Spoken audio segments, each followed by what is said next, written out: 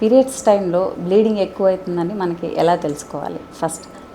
First thing normal cycle ఎలా ఉంటుందనేది తెలియాలి. నార్మల్ సైకిల్ 21-35 డేస్ లోపు పీరియడ్ రావాల్సి ఉంటుంది.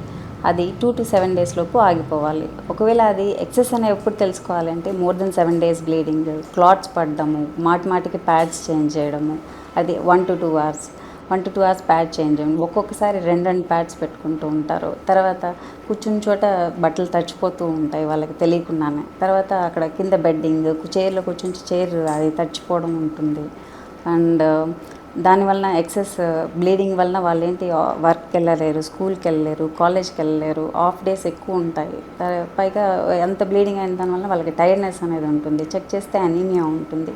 వీటన్నిటి కారణాల వలన వాళ్ళు అది ఆఫ్ డేస్ ఎక్కువ ఉంటాయి అన్నమాట. సో అలాంటి వాళ్ళు ఫస్ట్ డాక్టర్ని కన్సల్ట్ అయ్యి కాజ్ ఏంటో తెలుసుకొని ట్రీట్మెంట్ తీసుకోవాల్సి ఉంటుంది.